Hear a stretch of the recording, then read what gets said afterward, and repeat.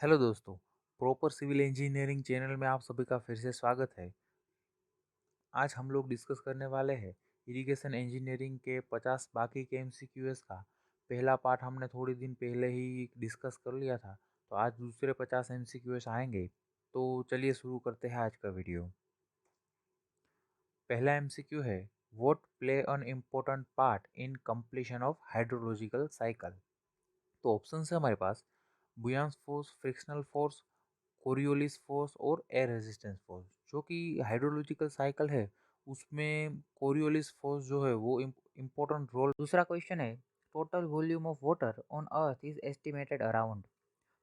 पृथ्वी पर अंदाजित कितना पानी है? तो उसका सही जो जवाब है वो बी है, 1.386 बिलियन किलोमीटर क्यूब। तो यहाँ पे आंसर हो जाएगा हमारा बी। तीसरा एमसीक्यू है, eight which intensity rain is called moderate rain. तो ऑप्शन है हमारे पास 2.5 mm per hour, 7.5 mm per hour, 3.5 mm per hour और 1.5 mm पर आवर। जो कि 3.5 है वो हम मॉडरेट की कैटेगरी में ले सकते हैं, तो यहाँ पे आंसर हो जाएगा हमारा सी। चौथा एमसीक्यू है, which chemical is use in artificial rain और क्लाउड सीडिंग। जो कि क्लाउड सीडिंग है वो आर्टिफिशियल, अगर कहीं पे भी बरसात नहीं होती तो वहाँ पे बारिश कराने के लिए हम क्लाउड में जो कुछ तरह के केमिकल डालते हैं, ताकि उसमें हाइग्रोस्कोपिक फोर्स के ज़रिए जो ड्रॉप्स है वो बनते हैं वाटर के, वो इजीली बने और बारिश जल्दी से आ सके। तो उसके लिए हम कौन सा केमिकल यूज़ कर सकते हैं? तो यहाँ पे ऑप्शन है हमारे पास dry ice, silver dioxide, sodium chloride और ऑयल। ये जो तीनों है वो तीनों हम यूज़ कर सकते हैं, तो यहाँ पे आंसर हो जाएगा हमारा डी। पांचवा एमसीक्यू है, eight which time daily rain gauge measures in India. तो ऑप्शन है हमारे पास 8 PM, 8 AM, 8:30 PM और 8:30 AM। तो इंडिया में जो है वो 8:30 AM को डेली नापा जाता है कितना बारिश हुआ या फिर नहीं। तो यहाँ पे आंसर हो जाएगा हमारा डी। छठा एमसीक्यू है, which method is most suitable to measure of average rainfall in hilly area. तो ऑप्शन है हमारे पास isohyetal method, Thiessen polygon, arithmetic और इंक्लाइन कर्व। तो Thiessen polygon method, arithmetic average method और इंक्लाइन मेथड वो हिली एरिया में use नहीं कर सकते हम। हिली एरिया में मोस्ट कॉमनली यूज जो है वो है आइसोएथल मेथड। तो यहाँ पे आंसर हो जाएगा हमारा ए। सातवां एमसीक्यू है, which method is use to measure missing rainfall data. जो कि रेनफॉल का डेटा अगर हमसे मिस हो जाता है, कई सालों के अंतराल में लिया जाता है या फिर पीरियोडिकली लिया जाता है, तो वो हम नापने के लिए कौन सी मेथड यूज़ कर सकते हैं? तो यहाँ पे ऑप्शन है arithmetic, normal ratio, inverse distance. तो सभी तरह के मेथड का हम यूज़ कर सकते हैं, तो यहाँ पे आंसर हो जाएगा हमारा डी। आठवां एमसीक्यू है, mass curve of rainfall is plotted between. तो कई ऑप्शन है हमारे पास time, distance, rainfall depth, intensity, cumulative rainfall versus time और नन। जो कि मास कर्व है वो क्यूमुलेटिव रेनफॉल वर्सेस टाइम के बीच प्लॉट करते हैं, तो यहाँ पे आंसर हो जाएगा हमारा सी। नवा एमसीक्यू है, double mass curve method is use to measure. तो डबल मास कर्व मेथड के जरिए हम कंसिस्टेंसी नाप सकते हैं रेनफॉल की, तो यहाँ पे आंसर हो जाएगा हमारा सी।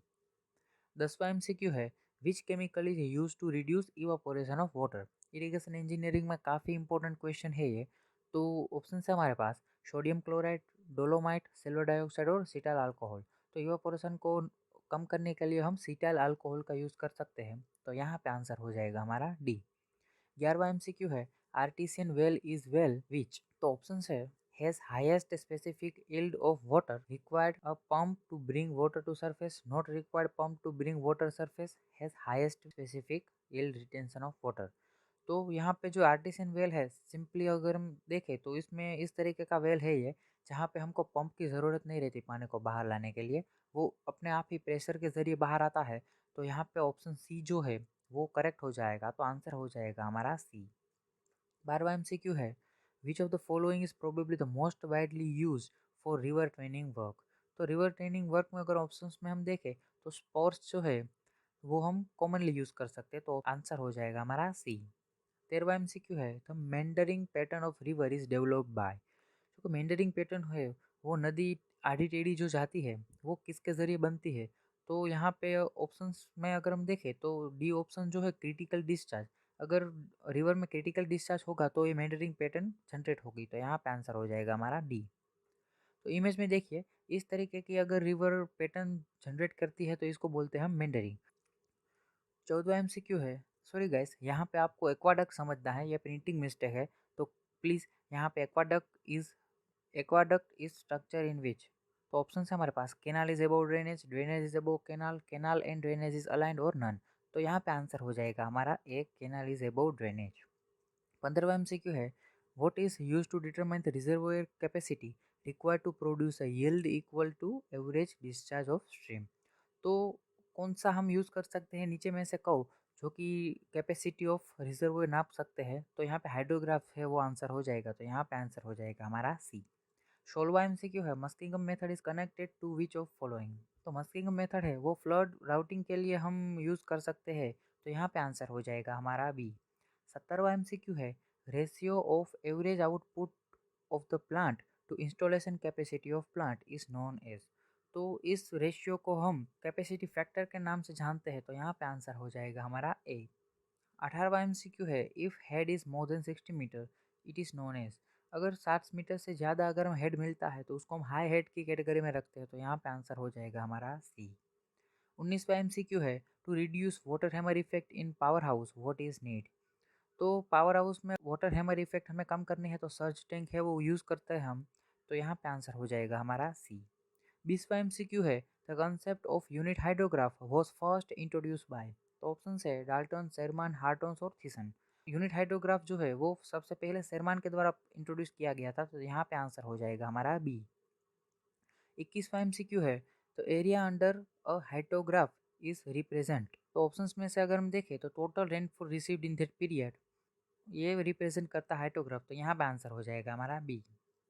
22वां एमसीक्यू है, ratio of volume of water drained to volume of soil sample. तो ये स्पेसिफिक एल्ड की डेफिनेशन है। तो यहाँ पे आंसर हो जाएगा हमारा बी। 23वां एमसीक्यू है, the discharge per unit drawdown at well is called. Options में से अगर हम देखें तो उसको हम स्पेसिफिक कैपेसिटी बोलते हैं। तो यहाँ पे आंसर हो जाएगा हमारा बी। 24वां एमसीक्यू है, the capacity inflow ratio of reservoir is defined as. तो ऑप्शंस में से अगर हम देखें, reservoir capacity to average annual sediment deposit जो रेशियो है उसको कैपेसिटी इनफ्लो रेशियो जो है वो रिप्रेजेंट करता है। तो यहाँ पे आंसर हो जाएगा हमारा सी।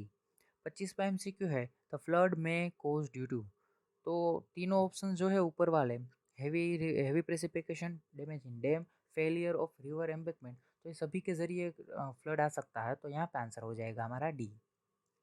26वां एमसीक्यू है, unit hydrograph theory can not apply to catchment area greater than. तो यूनिट हाइड्रोग्राफ जो है वो 5000 किलोमीटर स्क्वायर से अगर ज़्यादा होगा एरिया तो हम अप्लाई नहीं कर सकते। तो यहाँ पे आंसर हो जाएगा हमारा सी। 27वां एमसीक्यू है, the maximum water level which can be store in reservoir during normal condition. तो नॉर्मल कंडीशन में जो पानी हम स्टोर कर सकते हैं तो उसको हम बोलते हैं नॉर्मल पुल लेवल। तो यहाँ पे आंसर हो जाएगा हमारा डी। 28वां एमसीक्यू है, forebay is an enlarged body of water which is provided just in front of. तो कहिए पावर हाउस में फोरबे हम प्रोवाइड करते हैं उसके बारे में बात है। तो फोरबे हम जो है वो पेन स्टॉक के बिल्कुल फ्रंट में लगाते हैं। तो यहाँ पे आंसर हो जाएगा हमारा ए। 29वां एमसीक्यू है, the river is known as tear of Bihar. तो कौन सी रिवर है? तो यहाँ पे आंसर हो जाएगा हमारा सी, कोसी।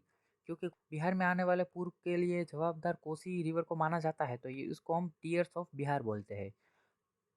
30वां एमसीक्यू है, Dickens empirical formula Q is equal to CAN where n is. तो ऑप्शन है हमारे पास 0 पर 67, 0 पर 33, 0 पर 50, 0 पर 75। जो कि डिकन्स के फॉर्मूले में अगर हम देखें तो Q is equal to C है, रेस टू 0 पर 75 है। तो यहाँ पे आंसर हो जाएगा हमारा डी।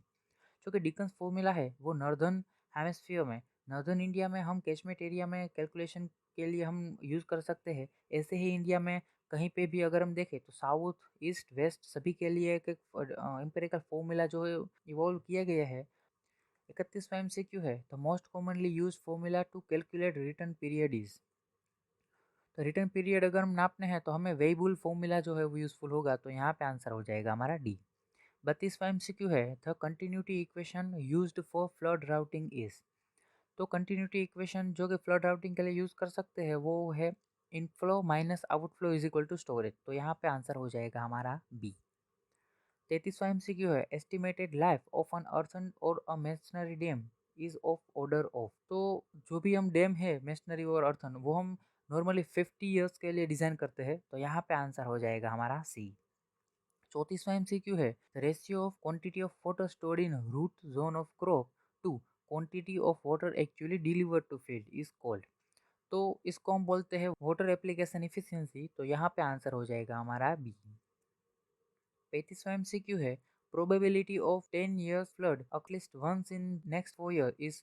तो प्रोबेबिलिटी नापने के लिए हम क्या करते हैं, जितना भी ईयर है उसके डिवाइड में जितने ईयर का हम नापना चाहते हैं उसको डिवाइड कर देते हैं। तो 10 से 4 को भागते हैं तो यहाँ पे आंसर हो जाएगा हमारा 25%। तो यहाँ पे आंसर हो जाएगा हमारा डी।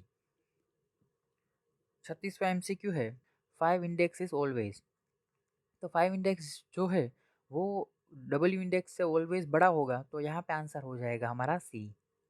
37वां एमसीक्यू है, for identical condition evaporation from sea water is. Evaporation जो है वो 2 से 3% फ्रेश वाटर से ज़्यादा होगा सी का, क्योंकि उसका सरफेस एरिया जो भी है वो ज़्यादा होगा। तो यहाँ पे आंसर हो जाएगा हमारा ए।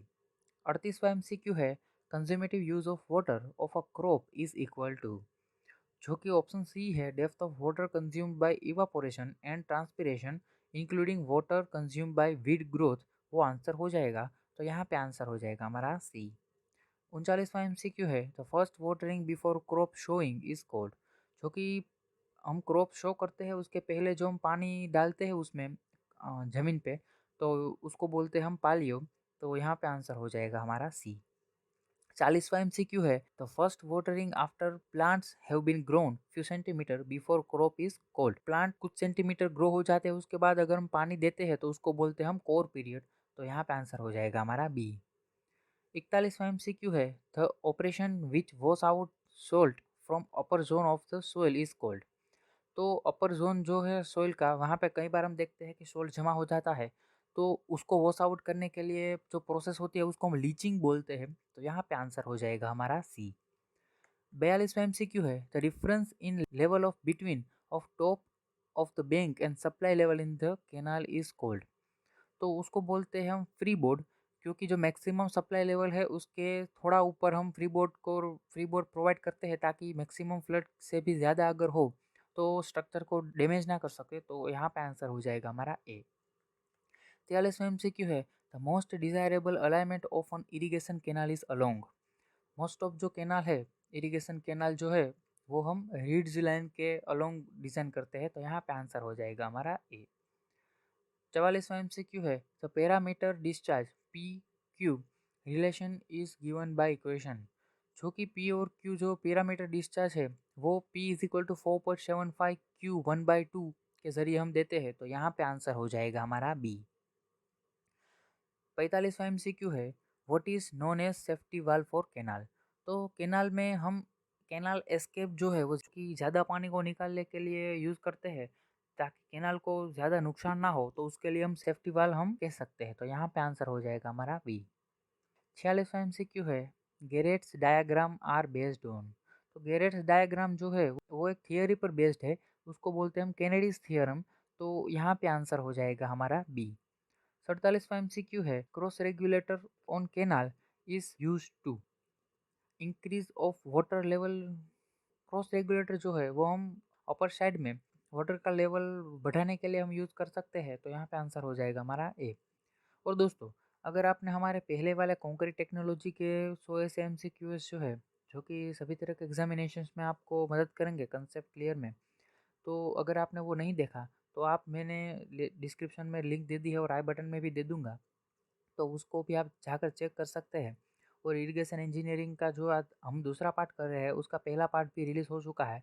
अगर आपने वो नहीं देखा तो आप उसको भी देखिए, वो काफ़ी इंपॉर्टेंट क्वेश्चन है उसमें जो कि आपको कभी सभी तरह के एग्जामिनेशंस में आपको हेल्पफुल होंगे। और थोड़े ही दिनों में क्विक रिवीजन वाला भी वीडियो में डालने वाला हूँ कॉन्क्रीट टेक्नोलॉजी का, जिसको पढ़ करके आप इजीली अंडरस्टैंड कर सकते हो क्या क्या इंपॉर्टेंट टॉपिक्स है आपको कॉन्क्रीट टेक्नोलॉजी में।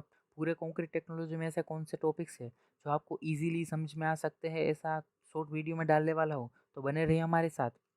और अगर आपने सब्सक्राइब नहीं किया तो सब्सक्राइब कर सकते हैं हमारे चैनल को और हमारी फैमिली का हिस्सा बन सकते हैं। तो चलिए शुरू करते हैं आगे। 48वां एमसीक्यू है, balancing depth of cutting of canal is. तो बैलेंसिंग डेप्थ जो है उसको हम बोलते हैं where volume of cutting is equal to volume of filling. जब दोनों वॉल्यूम इक्वल होगा तो हम बैलेंसिंग डेप्थ बोलते हैं। तो यहाँ पे आंसर हो जाएगा हमारा डी। 49वां एमसीक्यू है, Bhakra dam is built on. जो कि भाखड़ा डैम है वो सतलुज के ऊपर बिल्ड किया गया है, तो यहाँ पे आंसर हो जाएगा हमारा ए। 50वां एमसीक्यू है, best method to assessment of an irrigation water is. Volumetric rate जो है वो बेस्ट मेथड है असेसमेंट के लिए, तो यहाँ पे आंसर हो जाएगा हमारा डी। ओके गाइस, तो मिलते हैं नेक्स्ट वीडियो में। अगर आपने सब्सक्राइब नहीं किया हमारे चैनल को तो आप सब्सक्राइब कर सकते हैं, और थोड़े ही दिनों में शॉर्ट वीडियो भी आने वाला है।